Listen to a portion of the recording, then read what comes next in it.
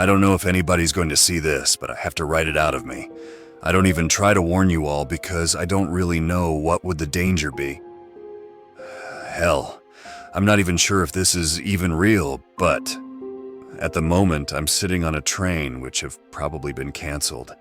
Everything is beautifully gray outside as the snowstorm darkens the sky and buries the land under a thick white blanket. It's been snowing for hours.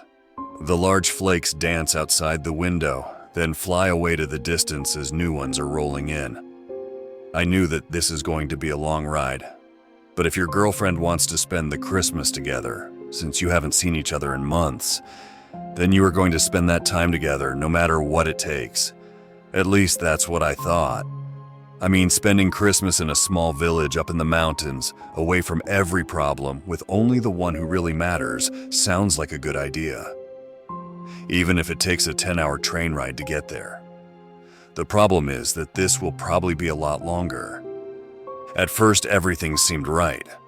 I reached the train in time and got into a wagon which was basically empty, apart from an old man on one of the other seats.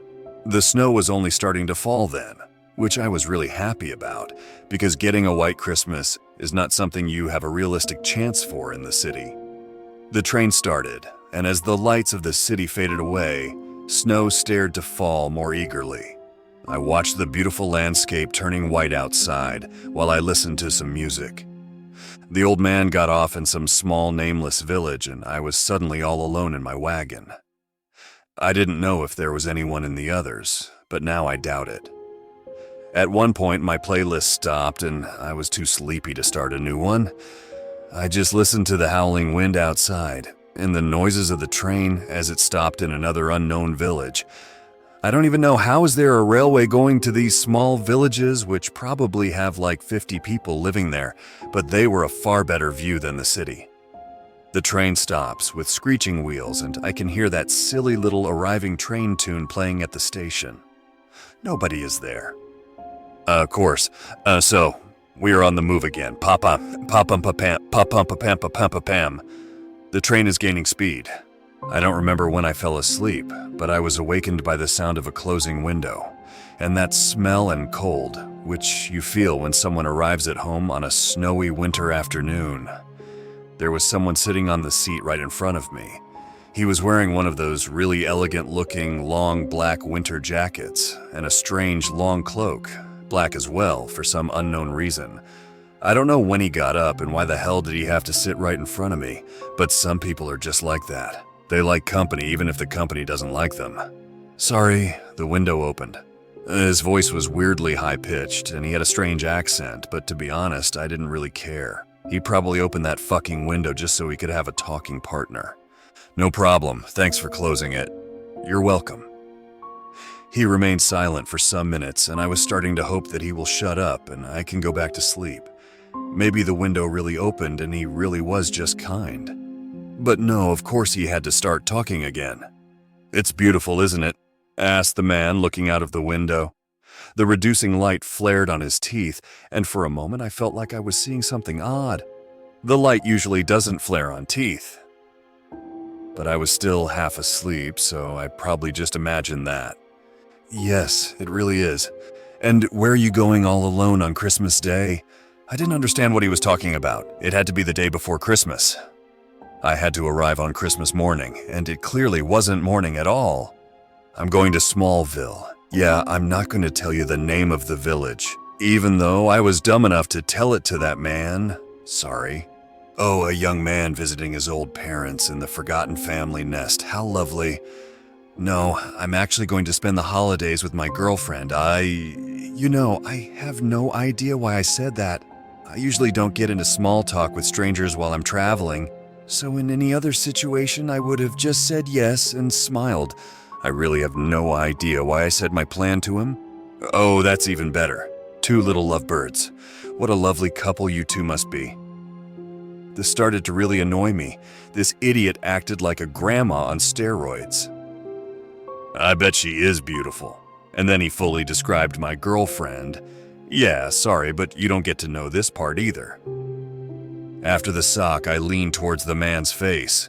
Who the hell are you?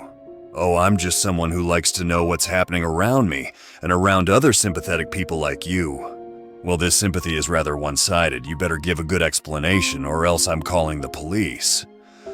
Well, that would be a smart move, my friend. Except for the sad part of that, you won't get any signal here in the middle of nowhere. And in a snowstorm even. And this is going to be the same for a long, long while. And you really shouldn't call the police because of me, when you have a much bigger problem. He laughed, letting me get a view of his incredibly white, sharp teeth. What do you mean? Oh, it's such a tragic story. One little lovebird gets separated from the other. The beautiful young lady gets to the house in time, but her partner is nowhere. The train which he took was canceled. Then why didn't he call her?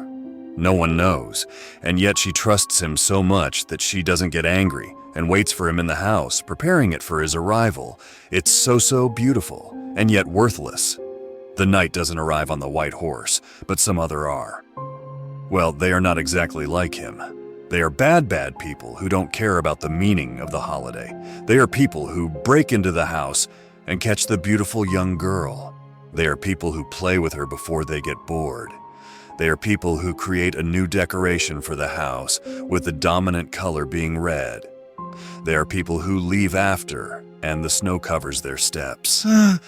Oh, and what a tragedy that the boy whose train was just hours late still arrives. Even though it was just a couple of hours, it felt like many months, and when he is there, he's so happy. He really is the knight on that horse. As if he grown wings, he flies to the house. Oh, and tragedy. At first, he doesn't know. He just calls the name, the only one which matters. And then, it's only the silence who answers. He thinks he might be early, so inside he goes. And then there's the new decoration. His heart is now what controls. Oh, but this tragedy isn't ending here, as the neighbors call the police, which only finds him there. He's condemned for a young life, which he never took. There's only so much which a broken heart can ever hold. After this, the man started laughing hysterically, and then he stood up. His arms and legs were awfully long. He opened the window, and he jumped. I saw the cloak open and realized it's not a cloak. They were two black wings, black like the inside of a gun barrel. Soon after, the train blew its horn and I waked up. There were no one inside my wagon apart from a black feather on the seat in front of me. I didn't look on the clock of my phone. I even put my finger right in front of the glowing numbers on the locked screen because I'm too afraid of what time I would see them showing.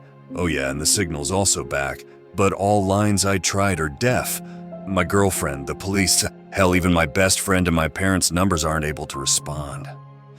That feather could have been on that seat, or it could have fallen on it or got blown there, right? Right?